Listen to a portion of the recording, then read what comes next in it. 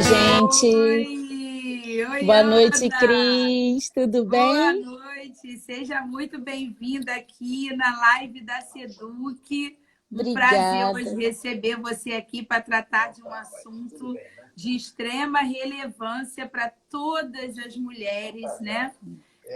Todo mundo ficar informado e antenado aí do que é importante a gente saber para essa prevenção, né? Então, hoje eu agradeço, muita gratidão aí por você ter aceito o convite da Sedug para abordar esse tema hoje conosco, tá bom? Então, Ah, vou falar um pouquinho aqui para quem não nos conhece, né? Que a Seduc é uma empresa de consultorias educacionais. Nós trabalhamos com workshops educacionais também, né? Temos o serviço de psicopedagogia clínica e institucional, trabalhamos com aulas de reforço, temos equipes de mediadoras escolares. Então, nós somos uma empresa de educação.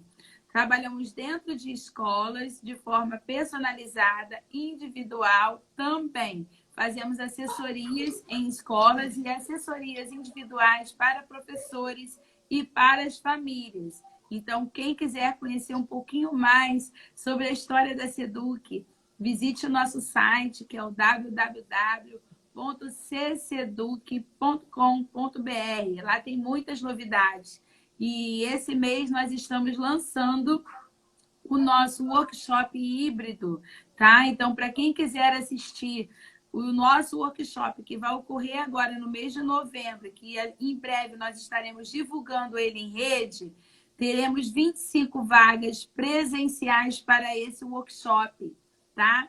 E depois que preencher as 25 vagas, ele também será transmitido ao vivo de forma concomitante, tá? Então, para quem não quiser assistir presencialmente, terá a oportunidade também de assistir de forma remota, tá? Então, as vagas presenciais serão 25. O nosso workshop, quando ele ocorre de forma presencial, é importante ratificar que ele é teoria e prática. Nós temos um workshop com bastante prática aí para vocês aprenderem muito mais, tá bom? Então, nós vamos iniciar aqui a nossa live de hoje, né? Vamos falar sobre o câncer de mama, né? O câncer de mama é o resultado da multiplicação anormal e desordenada de células da mama. E com isso se forma o tumor, né? Esse comportamento das células, eles são provocados por uma alteração genética ao longo da vida, que pode ser espontânea ou herdada, ocorre apenas 10% dos casos. Manter os exames em dia faz toda a diferença. A detecção precoce é fundamental para reduzir esse início da doença. Por isso a gente fala tanto do autocuidado, né? O autocuidado, ele nos promove o bem-estar, né? E qualidade de vida. Então, é importante que nós, mulheres, né, nos cuidemos a cada dia, né? A gente faça os exames de rotina, faça os exames com frequência e qualquer anormalidade, procure um médico especialista para cuidar desse caso. Então, hoje nós estamos trazendo aqui com muita gratidão a doutora Ana Maria Roman, que é ginecologista, é obstetra, né? É especialista em ultrassonografia fetal, né? E é histerectomia, é isso, Ana? Esteroscopia. Vídeo Histerectomia. esteroscopia. Isso aí, isso aí.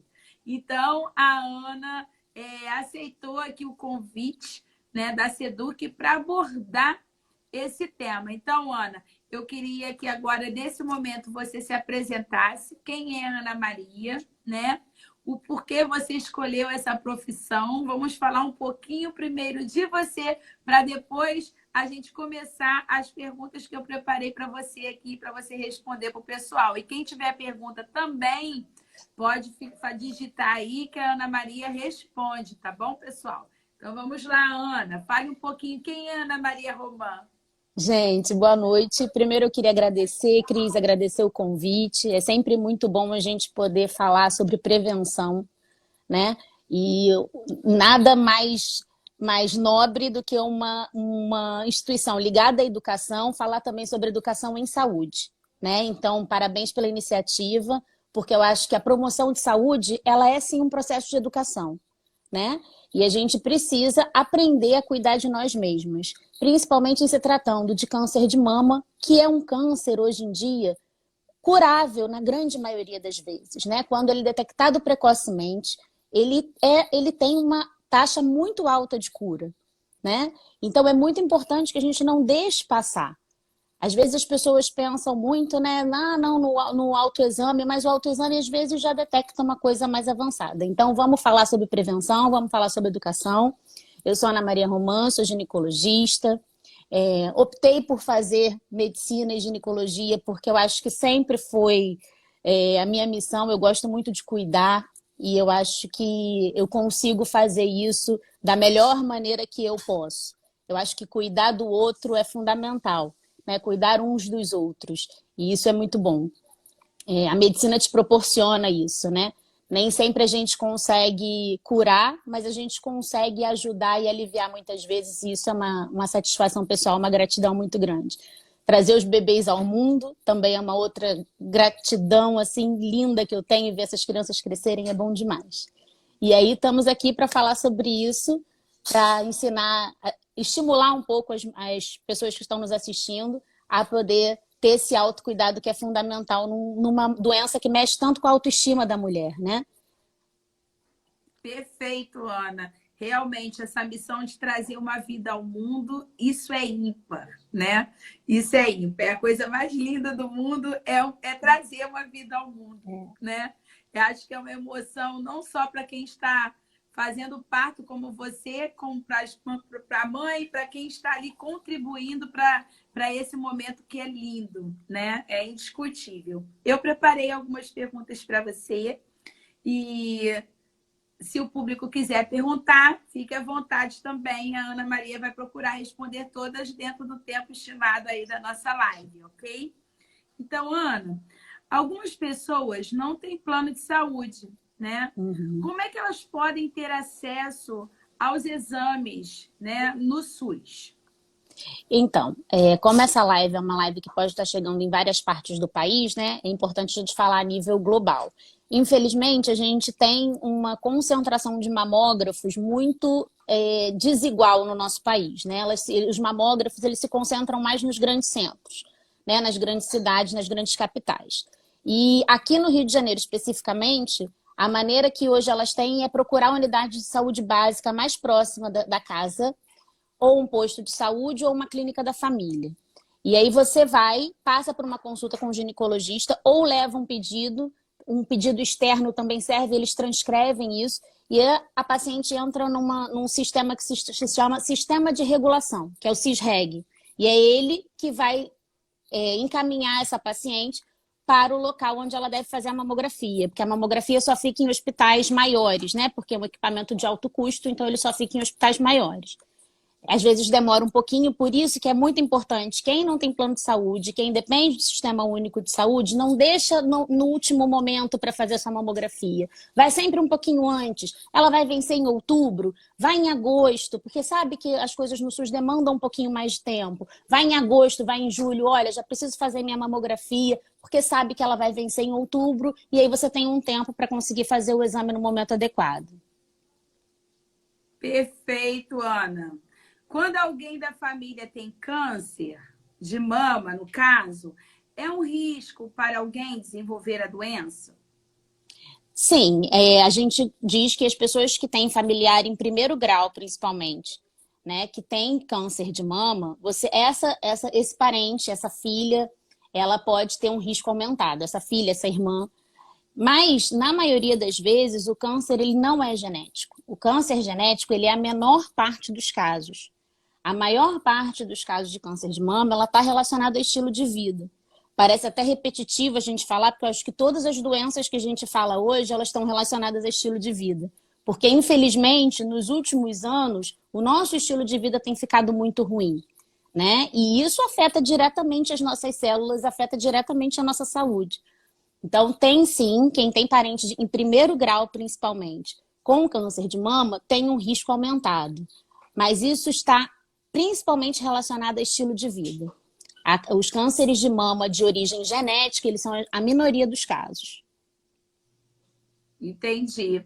Então, a pessoa também, isso tem a ver também com a alimentação, como a pessoa se alimenta? Sim, tem a ver com alimentação, tem a ver, a parte hormonal tem a ver com a pessoa que fica mais tempo exposta ao estrogênio. Então, pessoas que... As mulheres agora estão deixando para engravidar cada vez mais tarde, porque elas querem ter uma vida profissional muito estabelecida para poder ter o primeiro filho. Então, esse tempo que ela fica mais... A gravidez, ela é um período em que a gente está mais exposta a um hormônio chamado progesterona. E a progesterona acaba sendo um protetor. Aquela mulher que deixa para engravidar muito mais tarde, ela fica com muitos ciclos com a mama exposta ao estrogênio. E isso aumenta o risco. Né? Mulheres que não têm filhos, que não tiveram filhos, que não gestaram, aumenta o risco. Mulheres que não amamentaram, aumenta o risco. E alimentação e atividade física. Por que atividade física? Porque a obesidade, ela aumenta o risco de câncer de mama. Porque a gordura, o tecido periférico de gordura, ele é um tecido produtor de estrogênio. A gente chama que ele é um produtor periférico de estrogênio. E esse estrogênio aumentado pode também estimular o tecido mamário. Então, atividade física, controle de peso, controle de alimentação. E aí, quando a gente fala da alimentação, os hormônios ligados à alimentação, né? Principalmente os hormônios do frango, que são estimulados para ficarem grandes. Então, assim, isso tudo faz com que todo o nosso risco ambiental aumente muito. Perfeito. Que fatores favorecem o surgimento dessa doença? Como eu falei, a exposição aumentada ao estrogênio, né? Por muito tempo, sem o fator protetor da progesterona. Então, o que a gente chama de primiparidade idosa, aquela mulher que vai engravidar a primeira vez com uma idade acima de 35 anos. Ou a nulípara, ou seja, a mulher que não engravidou, porque ela fica com a mama exposta só ao estrogênio, ela nunca teve exposição à progesterona. A mulher, as pessoas obesas, né, que tem aquele tecido periférico produtor de estrogênio, então as células da mama vão estar expostas a uma quantidade maior de estrogênio, e isso favorece o risco. E a alimentação relacionada com carnes, com principalmente frango, que tem, né, uma quantidade de hormônio que a gente sabe que tentam controlar, mas nem sempre conseguem, né? Então, Entendi. são esses os fatores de Existem risco. alguns sintomas que desenvolvem essa doença? Qual o sintoma que a gente precisa estar atenta, assim, caso apareça? Infelizmente, quando vai dar sintoma, já é um caso avançado. Daí a importância dos exames de rotina. Porque o exame, ele detecta quando a gente ainda não é capaz de tocar o nódulo ou o tumor. Então, ele vai detectar, a gente chama de microcalcificações. Então, são calcificações muito pequenininhas, milimétricas, que são detectadas na mamografia. É importante ressaltar que a ultrassom de mamas, ela não exclui a mamografia. Muita gente fala assim, mas eu fiz ultra de mamas. São exames que se complementam. Eles não são capazes de identificar a mesma coisa. Então, é importante que você faça a mamografia e, se necessário, complemente com a ultrassonografia das mamas. Um exame não exclui o outro. E a mamografia, ela vai detectar essas microcalcificações num estágio muito inicial da doença. E é nesse momento que ela é curativa em quase 100% dos casos. Infelizmente, Perfeito. sintomas só na doença mais avançada. Perfeito. Se alguém tiver alguma pergunta aí para a doutora Ana, pode fazer, tá bom? Aproveitem, né? Porque eu preparei 8 perguntas para ela. Já vou para a 5ª. Então, quem quiser aí perguntar, aproveita esse momento para perguntar. Tirem todas as dúvidas.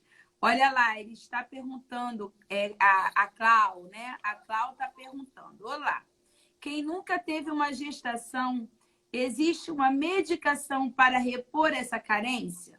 Cláudia, não é uma carência.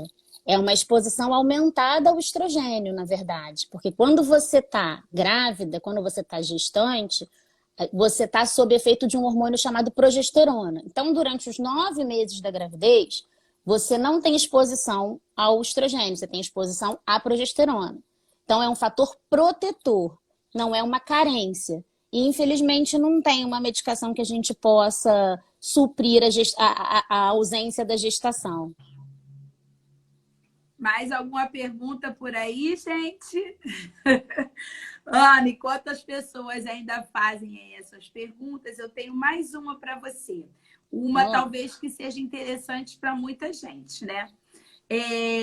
Até quando eu tive meu bebê, eu vi no hospital uma pessoa tentando amamentar e não conseguiu porque estava com próteses, né? No caso, essas próteses de silicone, elas podem causar câncer de mama e é normal as pessoas não conseguirem amamentar quando usam próteses? Então, a prótese de silicone, ela não causa câncer. Tá? O que pode acontecer é ela dificultar o diagnóstico precoce da doença. Então, quem tem prótese tem que fazer um acompanhamento com uma ressonância pelo menos a cada 2 anos, porque como a prótese deixa o tecido mamário, ele aparece diferente no exame, então ela pode dificultar o diagnóstico, mas ela não causa câncer. Antigamente, as próteses colocadas antigamente, dependendo do método de colocação, elas dificultavam sim a amamentação. Hoje em dia, não. Hoje em dia, os cirurgiões plásticos, as técnicas evoluíram muito e elas são colocadas agora embaixo do tecido glandular mamário. Então, elas não atrapalham a amamentação, você pode ter sua prótese e amamentar tranquilamente. O que acontece muitas vezes é que, como na gestação e na amamentação, a mama aumenta de volume, né? Quando você para de amamentar, fica um tecido residual de pele, porque a mama volta, mas não volta com a mesma elasticidade que ela tinha antes.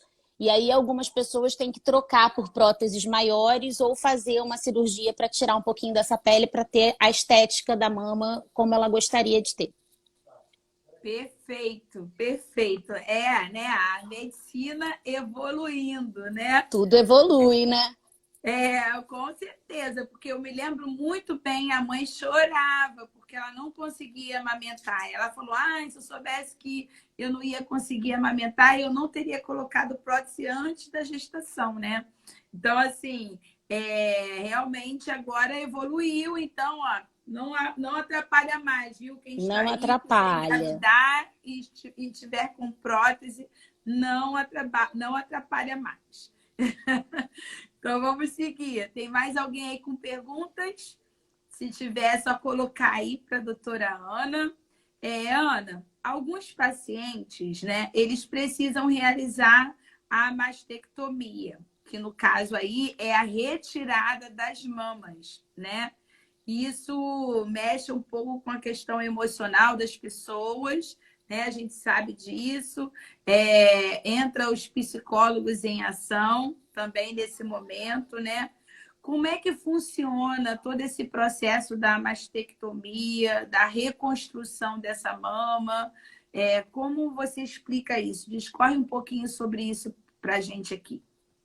Vamos lá. A mastectomia, ela pode ser unilateral ou bilateral, dependendo do caso. Existem cânceres que, mesmo detectados numa única mama, se eles tiverem uma característica de ter uma frequência muito alta de comprometer a outra mama, alguns mastologistas optam pela retirada dos 2 tecidos mamários, não só do infectado, mas também do outro, para evitar que haja um novo tumor primário de mama, né? Só que hoje em dia tudo evoluiu muito, porque realmente antigamente não se tinha uma preocupação com a autoestima da mulher. E hoje tem muito essa preocupação estética, essa preocupação da autoestima, porque isso é muito importante, faz toda a diferença, né? Você se olhar no espelho e se reconhecer como mulher, mesmo com as suas cicatrizes, porque elas fazem parte do nosso processo da vida, mas é muito importante. E hoje a maioria dos grandes mastologistas trabalham em conjunto com cirurgiões plásticos. Eles têm cirurgiões plásticos de sua confiança e a paciente passa no pré-operatório do mesmo jeito que passa pela consulta com o seu mastologista, passa com o cirurgião plástico e muitas vezes, quando possível, a reconstrução é feita no mesmo ato operatório. Você não precisa nem ir para casa sem a sua mama, não. Você já sai de lá com a sua prótese principalmente se o diagnóstico é precoce.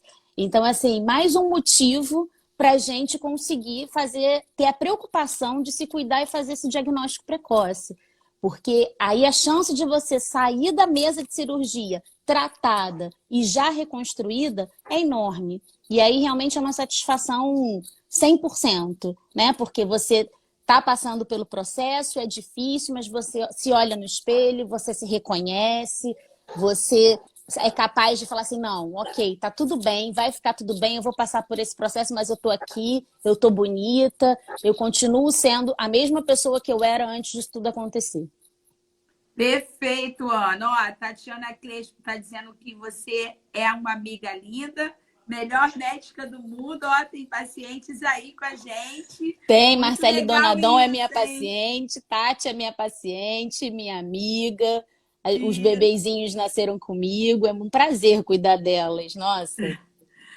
Tem outra pergunta aqui para você, da Cláudia. Existem nódulos que podem virar câncer? O nódulo, quando ele nasce benigno, ele é benigno. O câncer, ele nasce câncer. Então, o que a gente precisa fazer? Não é que ele vire maligno. Se tem um nódulo que você não consegue identificar bem ao exame se ele é um nódulo benigno ou maligno.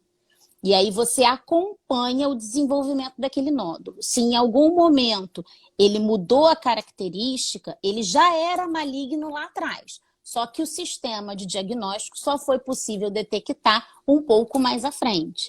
Então, assim, ele não é benigno, um fibroadenoma, por exemplo. Ele é um nódulo benigno. Quem tem fibroadenoma, esse fibroadenoma não vai virar um câncer lá na frente, né?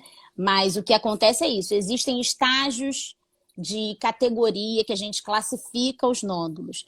Então, elas devem estar acostumadas a ver isso nos exames, né? O que a gente chama de classificação de BIRADS, por exemplo. Então, o BIRADS 1 é quando você não tem nenhuma alteração na mama. Seu tecido mamário não tem absolutamente nada, só tem parênquima glandular direitinho.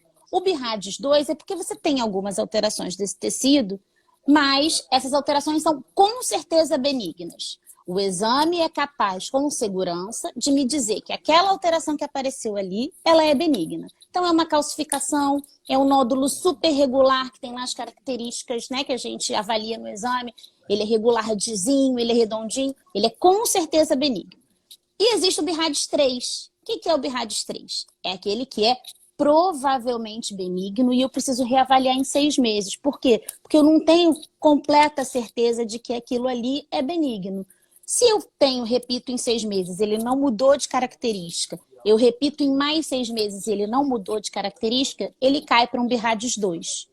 Então, a partir dali, é por isso que é importante também guardar os exames anteriores, levar esses exames anteriores para o médico que está avaliando, conseguir comparar a alteração. Isso é muito importante. Muitas pacientes esquecem de levar os exames anteriores. Ah, vim fazer, mas eu esqueci. Então, como é que o médico que está avaliando vai saber qual é a categoria daquele nódulo?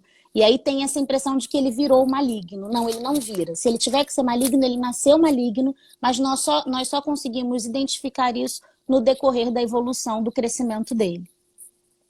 Perfeito, Ana. Mais alguma pergunta aí? Quem tiver, aproveita, que já está quase chegando no final aqui da live, né? Eu tenho mais uma para você. Assim como as mulheres, os homens apresentam glândulas mamárias, né? Eles podem ter câncer de mama? Os homens podem desenvolver um câncer de mama também? Podem. Podem, e no caso do homem é um pouco mais difícil, né? Porque o homem não tem exame de rotina para ser feito. Principalmente os homens obesos, pela mesma questão da obesidade feminina. O tecido de gordura, ele passa a produzir um hormônio que não é um hormônio natural do homem, né? Que é o estrogênio. E isso pode estimular as glândulas mamárias do homem, sim, e pode levar ao câncer de mama.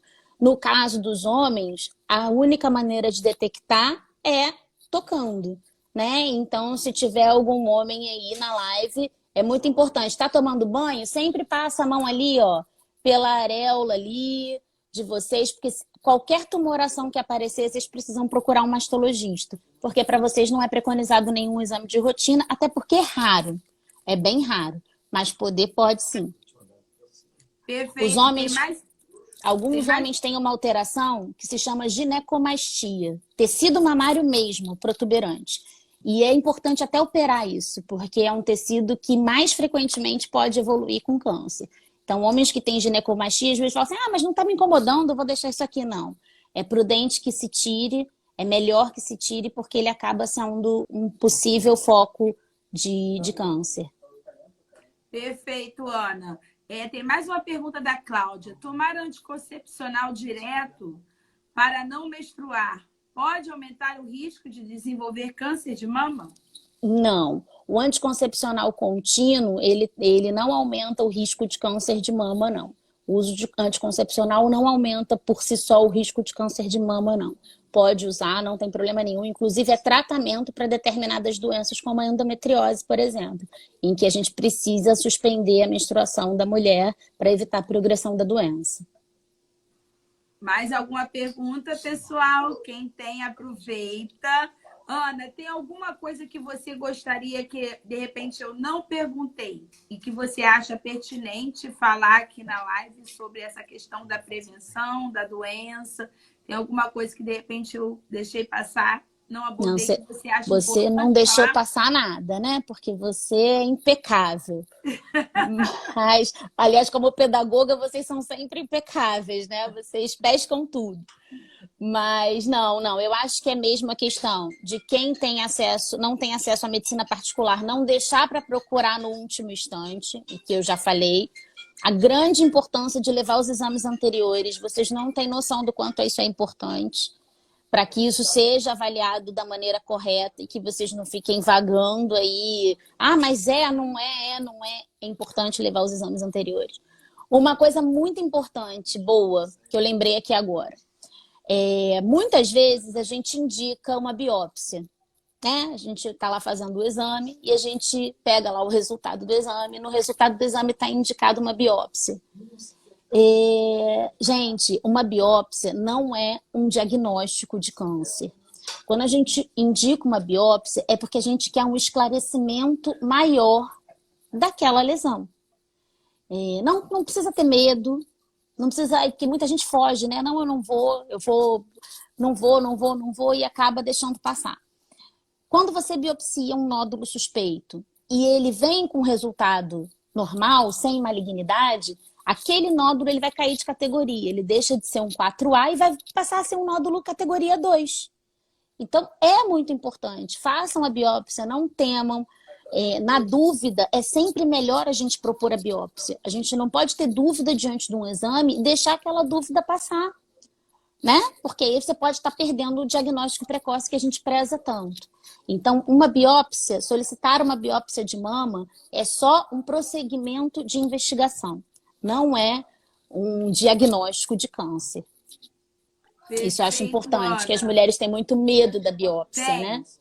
Tem Falou mesmo. o nome Muita biópsia. gente tem medo da biópsia. Né? As Muita pessoas gente. têm medo da biópsia e quando também são diagnosticadas com câncer, as pessoas também temem muito a questão da quimioterapia. Né? Pelo fato não só da queda capilar, mas pelo mal-estar que elas possam sentir, que elas possam vir a sentir. Né? Muita gente passa mal, muita gente sente muitas dores nos ossos. Então, essa é uma das preocupações também quando as mulheres percebem que estão com algum problema sério na mama, né, que pode ser um câncer, é passar por todo esse processo, né? Com toda essa parte psicológica delas também. Mais um motivo para a gente buscar sempre a detecção precoce.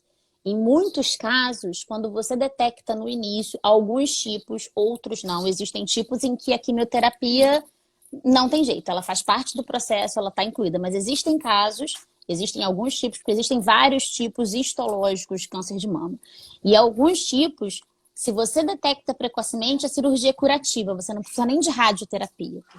Então, mais um motivo para a gente fazer a detecção precoce. A gente tem que bater sempre nessa tecla, né? O que é importante são os exames feitos adequadamente, a partir dos 40 anos, para quem não tem história familiar, a partir dos 35, para quem tem história familiar.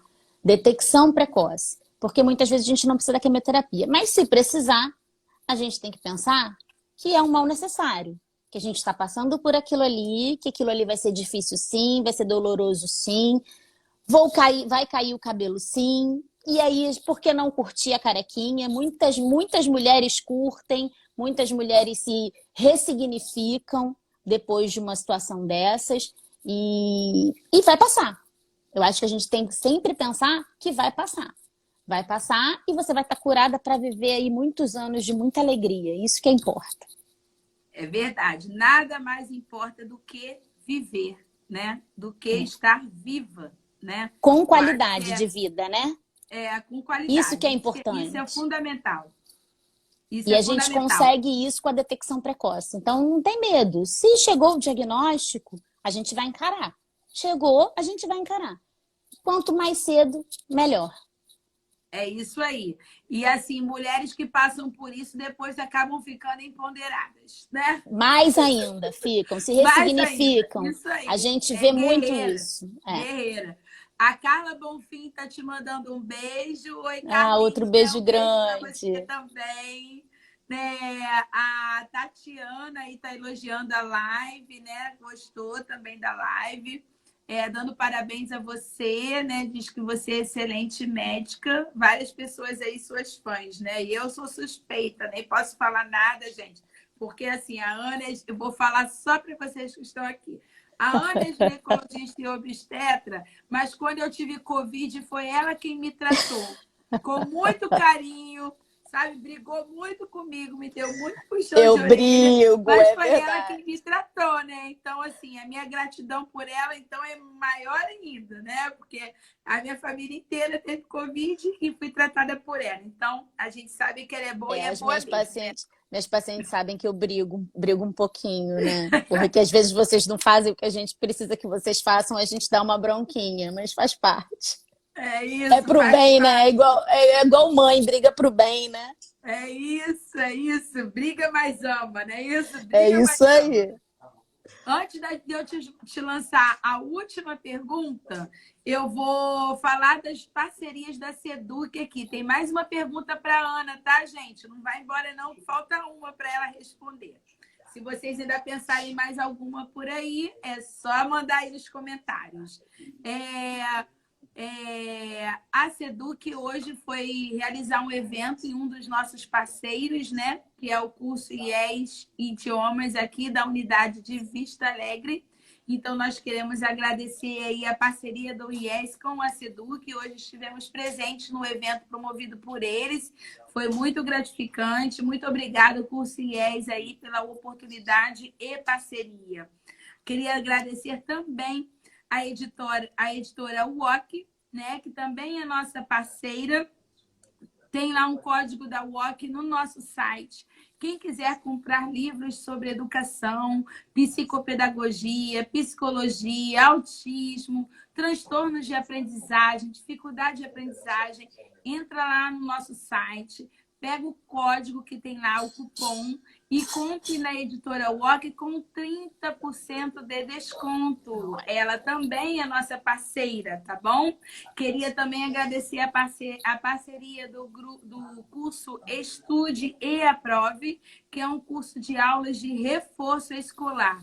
Ele trabalha com todos os segmentos, tá? E todas as séries. Então, tem professores para tudo quanto é disciplina. Então, quem precisar também, entre em contato lá com o curso Estude e Aprove, ou pode fazer o contato direto aqui com a Seduc, que a gente passa o contato do diretor do curso, tá bom? Então, queria agradecer também a Doce de Festa. Ó, quem falar que é da Seduc, no @doce de festa, pode comprar delícias maravilhosas para o seu final de semana, com um desconto também muito especial. Então, entre lá na página do @doce de festa e escolha a sua delícia para o final de semana e já pode fazer as encomendas para as suas festas de Natal e Ano Novo, tá? Então, quem é seguidor da Seduc tem desconto especial na Doce de Festa também. Então, vamos lá, Ana?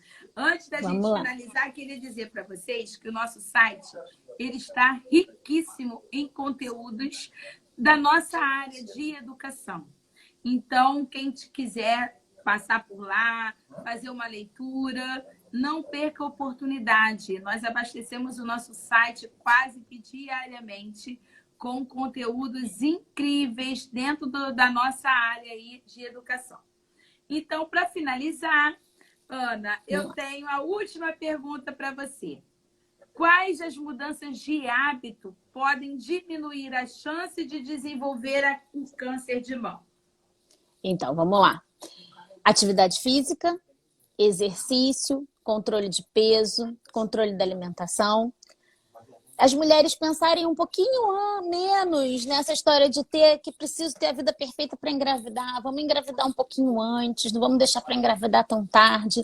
Amamentar é um ato tão delicioso e é um ato que ajuda tanto, que protege tanto as mamas, né? Então, a amamentação, tentar ter uma gestação um pouquinho mais cedo, não deixar para ter uma gestação mais tardia, né? E atividade física, controle de peso e controle de alimentação.